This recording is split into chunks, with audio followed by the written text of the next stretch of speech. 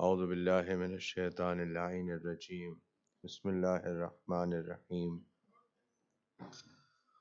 الحمد لله رب العالمين والصلاة والسلام التحية والإكرام على النبي الأمي العربي القرشي المكي المدني الهاشمي صاحب قاب قوسين محبوب رب المشرقين والمغربين جد الحسن والحسين النبي الحرمين والإمام القبلتين والرسول الثقلين الذين سمي في السماء بأحمد وفي الأرض بأبي القاسم محمد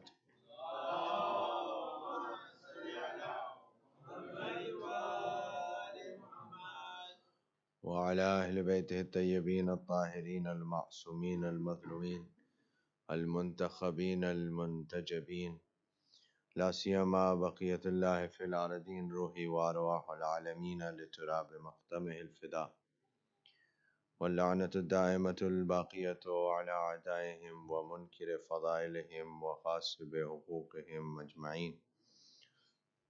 أما بعد، فقد قال النبي صلى الله عليه وآله وسلم: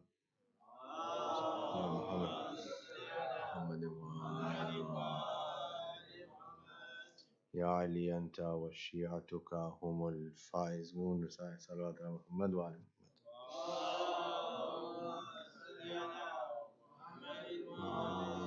محمد وعجل فرجهم. We mentioned regarding this hadith of the Holy Prophet of Islam defining success, and then Imam Amirul Mu'minin salam, and then his followers, and we mentioned various aspects and facets of that. And before we talk about the topic today, which is very important, I briefly wanted to address a point regarding the reasoning for Rasulullah sallallahu alaihi wasallam using this particular phrase and identifying the followers of Imam alayhi salatu wasalam. As for example, somebody might think or object, and they have, for example, that this hadith says that Ali and his Shia, his followers, will be the successful ones. So why did the Prophet ﷺ say that Ali and his Shia will be the successful ones? Why didn't he say that I and my followers will be the successful ones? Why Rasulullah didn't say that I and my followers, those who follow me, those who believe in me, they will be successful? Why did he say that Ali and his Shia would be successful ones? So regarding this, for example, in order to understand this question can come from the enemies, from those who reject Imam Ali salam, but also it can be a question that somebody who follows Imam Ali salam also wants to know, understand what is it about Imam Amirul Mu'minin salam. So for this we take help from the saying of Hazrat Salman after the Holy Prophet of Islam. What did he say? Hazrat Salman says that in the time of the Prophet and after the Prophet, we used to identify the hypocrites, we used to identify the munafiqeen by mentioning Ali ibn Abi Talib alayhi salatu wasalam. If somebody, when we mentioned Ali alayhi salam, if they smiled, then we knew this person is a believer.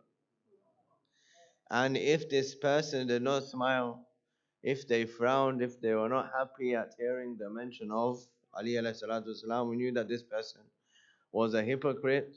So this, and Hazrat Salman says this we knew because Rasulullah sallallahu alayhi wa sallam told us,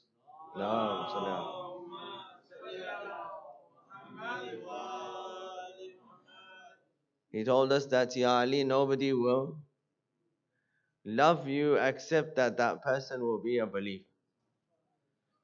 Right? And nobody would hate you except that person would be a hypocrite. And even further than that, Rasulullah says that Ya Ali, if a believer was given all of the dunya to go against you, he would not go against you. And if a hypocrite was given all of the dunya to love you, he would not love you.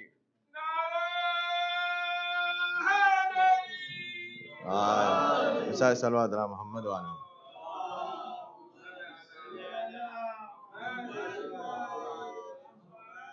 Why is this the case? Inshallah, if Allah subhanahu wa ta'ala gives us tawfiq, then tomorrow and day after tomorrow we'll try and go into a bit more detail about that. But today's topic, which we mentioned that there's no success, there can be no success without standing against oppression.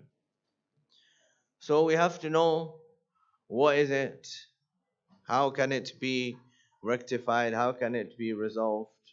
And what is the meaning of adl and zulm as far as our religion is concerned?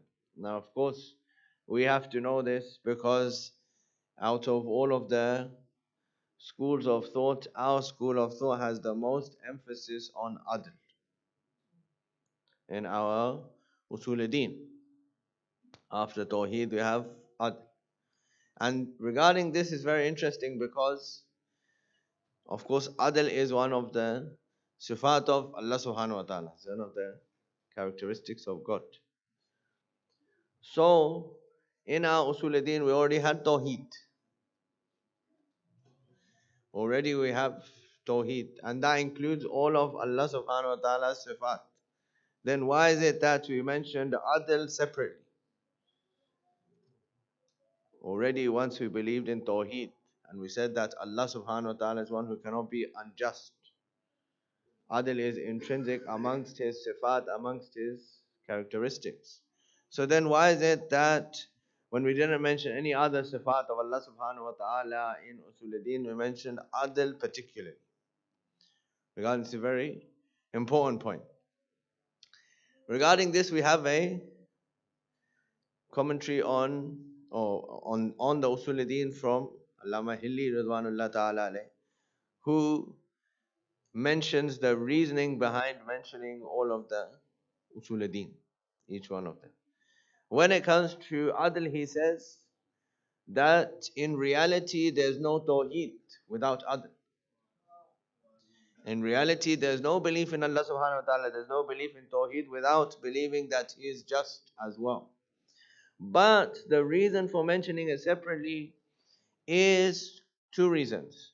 He says, one, because other people, other schools of thought had no emphasis on this and they accused God of being unjust.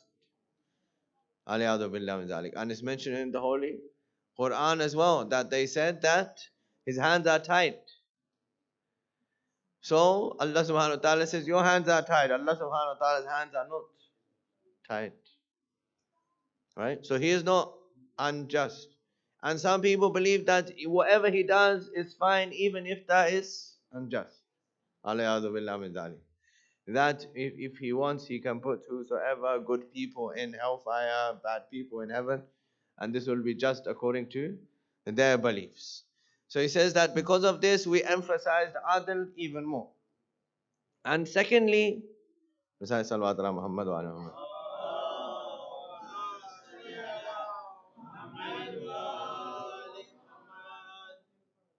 secondly, he says that the reason for emphasizing adl is what? Is that after the Holy Prophet of Islam, adl was not done to the family of the Holy Prophet of Islam.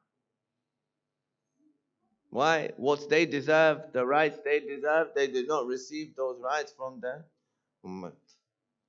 So because of that, we emphasize the adl even more, that the basis of our belief is in Tawheed, in Nubuwwat, in Qiyamah, in all of our beliefs is due to Ahlul Bayt alayhi salatu wasalam.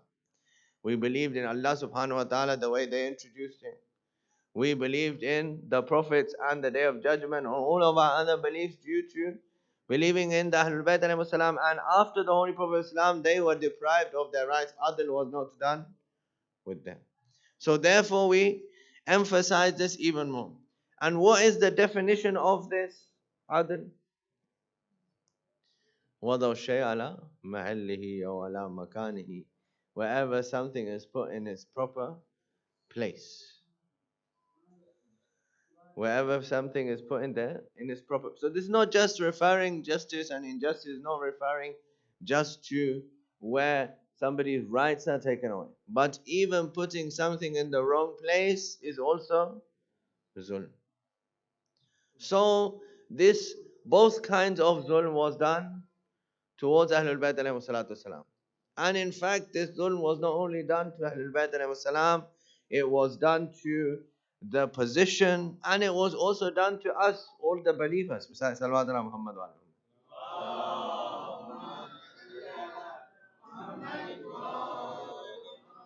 alihi. Zulm was done to Ahlul Bayt alayhi salam that they were deprived of their rights. This one we all know. After the Holy Prophet Islam, Ahlul Bayt alayhi salam were not. Ummah did not recognize their rights. This was one oppression towards them. Then there's an oppression towards that position, that authority after the Holy Prophet Islam. That whosoever was put there was not worthy of that place, so their zulm was with that place. One of the famous authors, Iranian author, says that we are not concerned with who was in the place after the Holy Prophet Islam. We are concerned that that person was not the person that Rasulullah appointed for that place. It was not Ali ibn Abi Talib alayhi salatu wasalam. Whoever it was. So there was one zulm done to Amirul Mu'mineen alayhi salam. Then there's one zulm that's done to that position, that somebody who was not worthy of that position was put in that place. Then there's a third oppression as well. This third oppression is to every single believer. Why? Because the believers deserve to have somebody in authority whom Allah subhanahu wa ta'ala is appointed for that place. And if somebody else is in that position, then that zulm is not only to Amirul Mu'mineen alayhi salam and not only to that position, but also to all the believers who are deprived of the correct and true authority from Allah subhanahu wa ta'ala, because somebody else is occupying that place.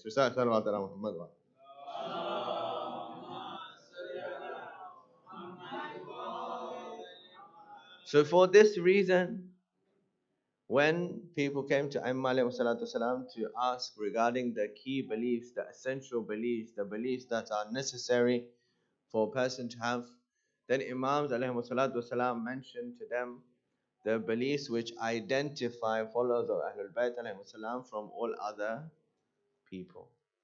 So the first one, where we have one narration from Imam Sadiq alayhi salatu wasalam.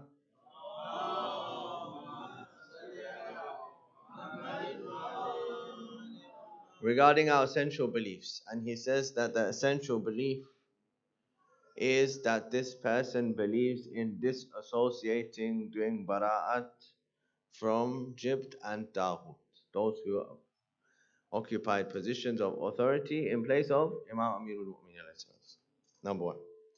Then that person believes in our wilayat, in our authority. And inshallah, if Allah gives us tawfiq, we'll go tomorrow into detail about what does it mean to believe in wilayat. Then Imam alayhi salam says that person believes in raj'at, the return of Imam al-Zaman Jalallahu Ta'ala Farajoy Sharif,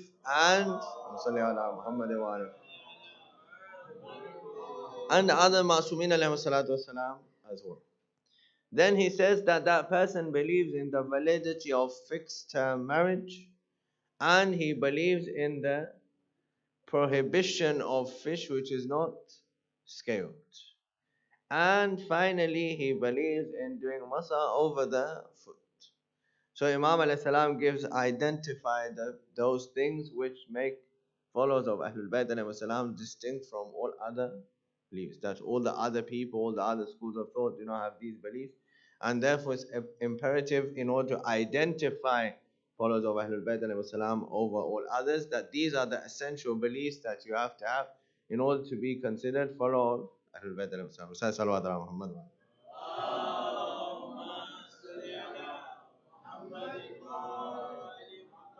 Now, regarding this point about speaking about, first of all, identifying the zulm and then to speak out against it.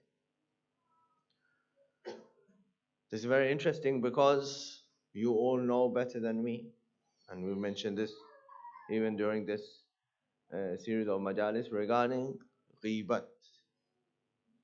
That if you say something against somebody and it's true, and that person doesn't like it, it's called ghibat. And it's haram. And it's like eating your dead brother's flesh and so on and so forth. So, what about speaking out against oppression? Can we have the first ayat on the screen? So I thought let's reflect on this ayat of Holy Quran, inshallah. Salawat ala Muhammad wa ala Muhammad wa ala is coming up.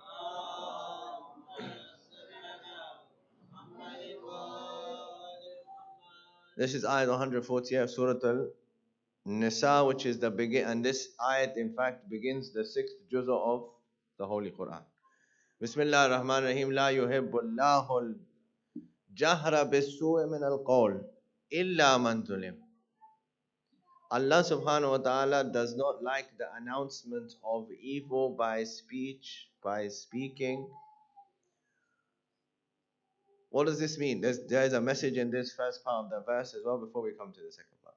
The message is that Allah subhanahu wa ta'ala does not even want evil to be spoken about. Let alone for somebody to do evil.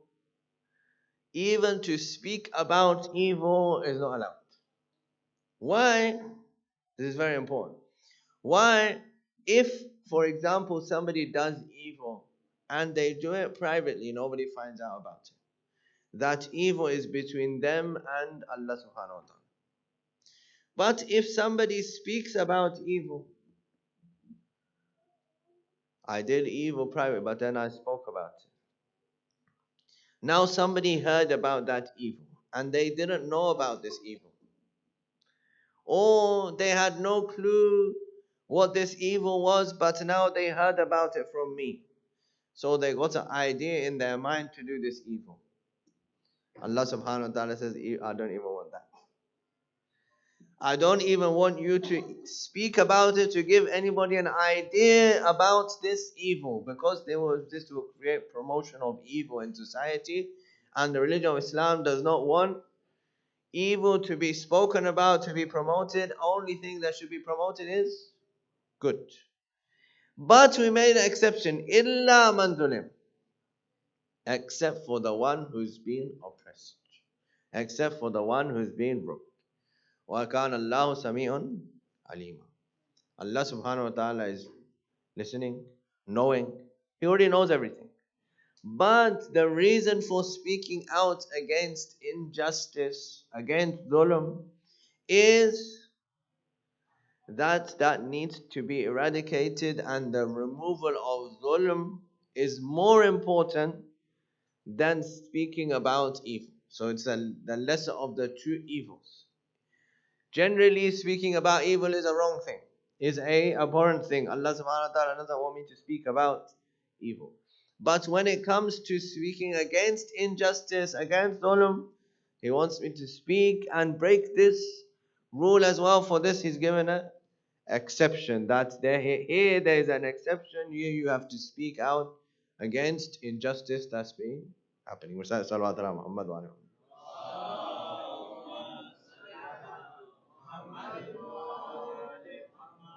So this injustice, as we said, Allama Hilli Rizwan Ta'ala says, it starts from time after the Holy Prophet of Islam. That injustice is done with Ahlul Bayt alayhi salatu wasalam. Injustice is done with Ahlul Bayt alayhi salatu wasalam, the person who deserves to have authority, whom Allah subhanahu wa ta'ala appointed as authority over the believers. That person was deprived of the authority. We mentioned this point in the khutbah earlier today as well. That Imam Amirul Mu'mineen alayhi salatu wasalam, when he takes on the authority of Sallallahu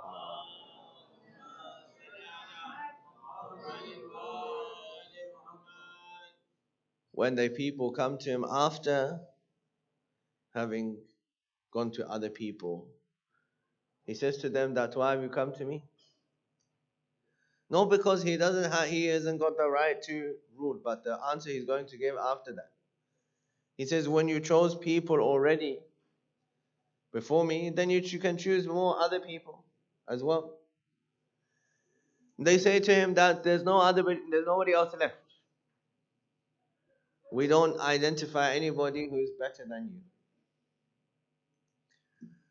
So Imam alayhi salam delivers in that sermon, in that khutbah of Shia, he says that if there was not a promise on the people who are learned in order to stand up and take responsibility, you would have known that I would never have accepted this position. Why? Because accepting this position from Allah subhanahu wa ta'ala is one, and accepting it from the people is totally different. It's important to know that yes, he is the Imam appointed by God, whether anybody accepts him or not. Imam Amirul Mu'minin salam, or any Imam is the Imam whether anybody follows him or doesn't follow him.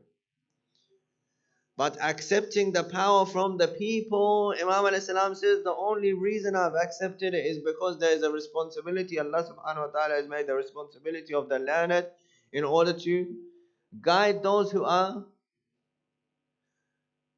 in need.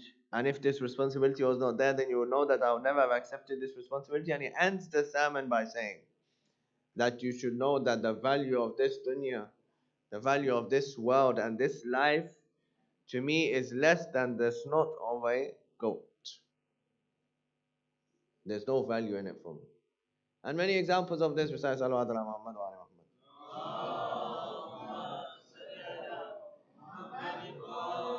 Many examples of this when Imam alayhi salatu wasalam asked Ibn Abbas, he says that you see my sandals, my slippers, what are the value of these? Ibn Abbas says there's no value of these. They're ripped in places and you have stitched them back together again. Imam alayhi salam says the value of this world is to me is less than the value of those. In other words, to be Amirul Mu'minin alayhi salam and be Shia of Amirul Mu'minin alayhi salatu salam, the reason or the way that I would stand up for others and go against injustice is when I realize that the value of this dunya is nothing. There's no value of this dunya. And that means that if I'm going to be inconvenienced, then that inconvenience has no consequence to me either. Injustice is injustice, no matter who carries it out and against whom it's carried out. Therefore, even if a Muslim is carrying out injustice against a non-Muslim, I have to support the non-Muslim.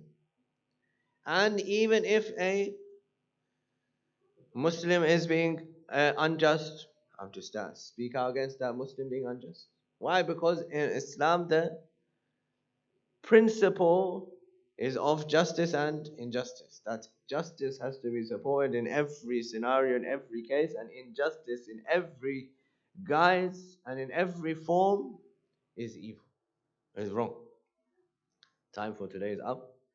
Inshallah ta'ala, if Allah subhanahu wa ta'ala gives us tawfiq, we'll continue, like we said, regarding the matter. 3 points with regards to followers of Ahlul Bayt alayhi salatu salam remain. One of them is regarding the matter of wilayat. The second one is regarding the matter of the Holy Quran. And the third one is regarding the matter of Imam Zaman Jallahu Ta'ala Farajul Sharif. Allahumma salli ala. If Allah subhanahu wa ta'ala gives us tawfiq, then inshallah ta'ala we'll mention these 3 matters in the coming 3 nights that are remaining. And then obviously as Eid night, inshallah, we'll speak about the importance of Eid and how we'll be able to be successful in this holy month of Ramadan. Of course, finally to say today is the last Friday of the holy month of Ramadan, which is the day of Quds and the day standing up against oppression. And you know that on Sunday, inshallah ta'ala, there's transport is being provided from here to go towards London. So those of you who have not signed up, you can sign up outside. The sheets are there, inshallah ta'ala. And this is the least that we could do in order to raise our voices against the oppression and the symbol of oppression in the world today. Inshallah ta'ala, we pray to Allah subhanahu wa ta'ala for the sake of this Holy Friday and the sake of this blessed month, for Allah subhanahu wa ta'ala to alleviate the suffering of all those who are going through oppression wherever in the world they are. In particular, followers of Ahlul Bayt alayhi salatu salam, wherever they are, they protect their lives, their honor, their dignity, their wealth, and their families. For Allah subhanahu wa ta'ala to give us tawfiq to act according to teachings of Ahlul Bayt alayhi salam and give us the ziyarat in our lifetimes and shafa'at in the next life, and to hasten the reappearance of our awaited Imam, and to make us amongst those who serve him. ربنا تقبل منا إنك أنت السميع العليم بحق محمد وآله الطيبين الطاهرين المعصومين.